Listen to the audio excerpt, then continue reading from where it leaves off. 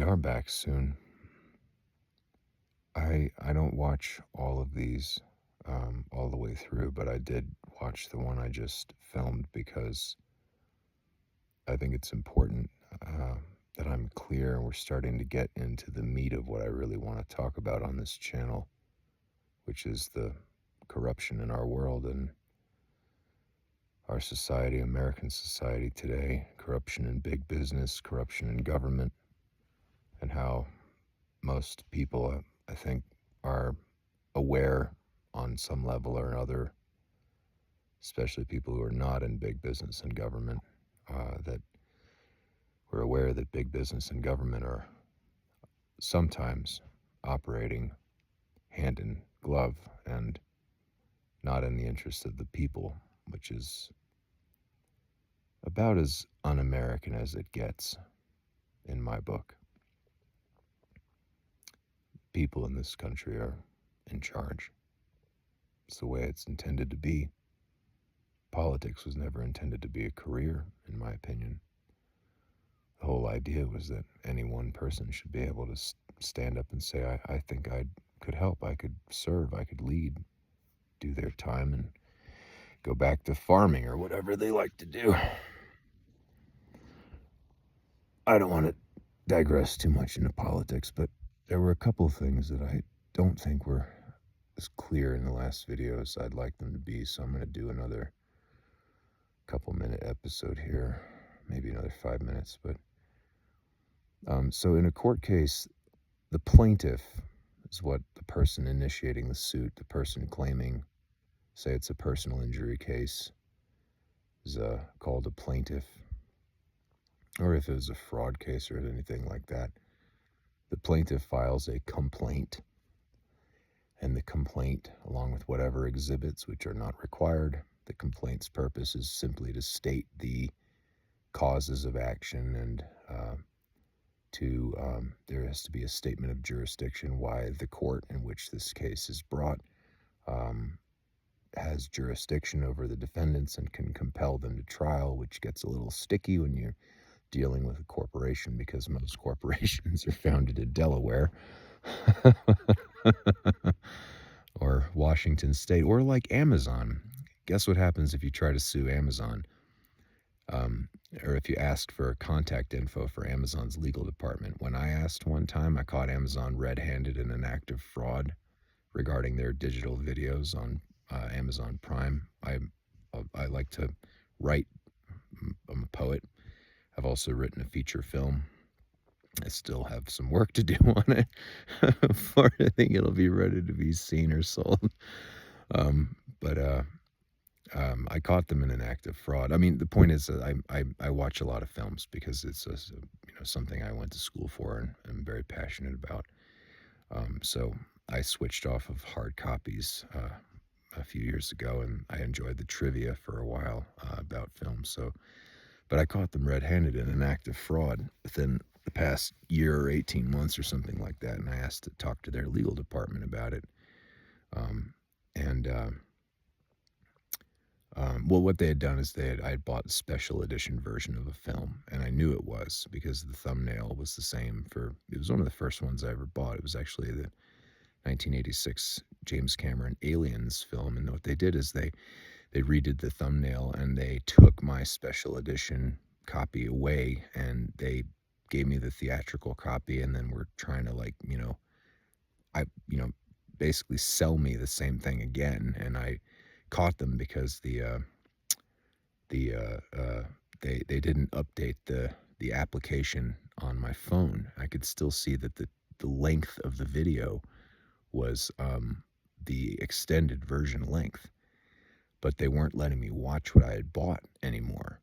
And I called them on it, and I took screenshots and pictures, and what they did is, instead of owning it, the next time I went in the app, and I took pictures of this too, after I complained, someone in their organization had gone in and edited out all the times of most of my films. Not all of them. There were some that started with like a number, like 21 Jump Street, for instance. Hilarious film that that, like they'd forgotten. Oh, we're over 5 minutes, but it's okay. I'm going to keep going on this one because it's fun to talk about the corruption of the largest corporation in the world. And I have proof of this, so I'm not defaming them. I have photographic evidence of this in my possession, and I may have even recorded the phone call with them. I probably did. I've gotten good about that since Uber and the whole mess in 2019 and leading into the pandemic and just all the horror that's ensued leading to this present hour.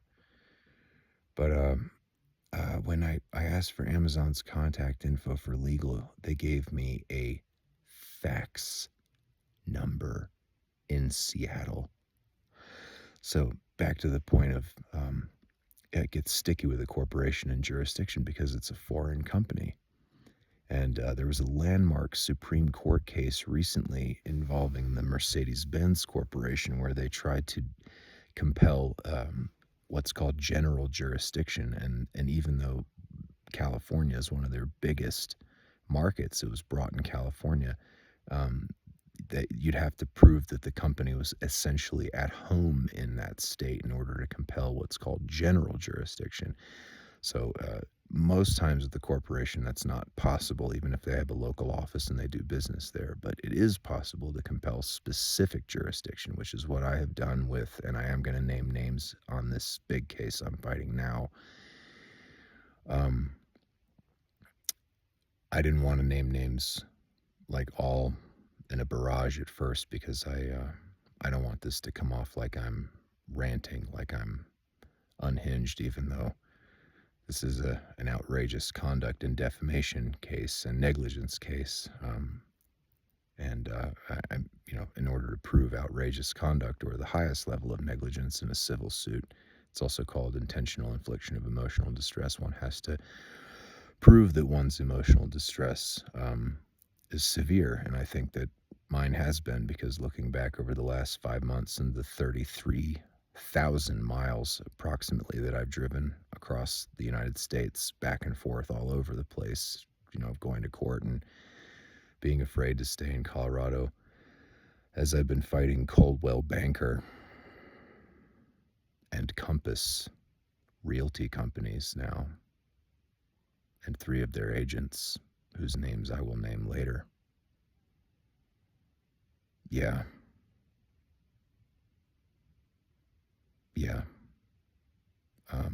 I think that my behavior doesn't seem rational to me in hindsight now. I think I've spent about $20,000 on this so far, and I wouldn't try to hide that I'm hurting. I'm hurting in my heart.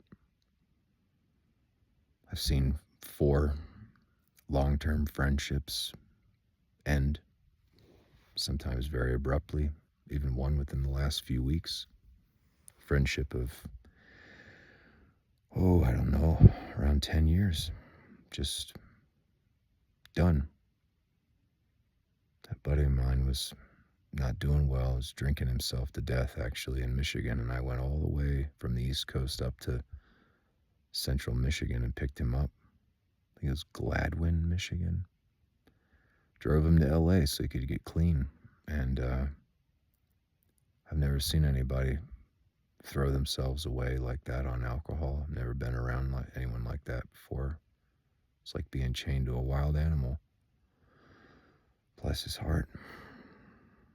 And I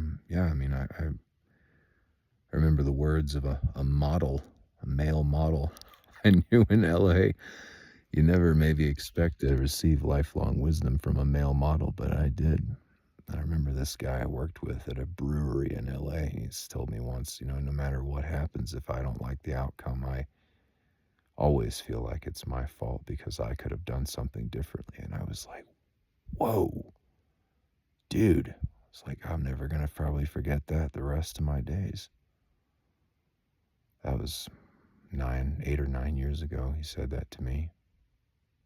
Maybe 9 years ago. So I haven't forgotten it. Anyway, this is 10 minutes. I think I might do a third one of these, even though it's 3 in a row in the dark, or the half light. but maybe this is a little bit of a roll we're on here, even though I'm tired. I'll keep talking about this because I think it's really important. I'll get back to on the next one right now, discussing the difference between actual lawsuit and arbitration, and why arbitration is a good thing, even though it has a very bad reputation. But this is Ionicles coming to you from the cloud after nightfall.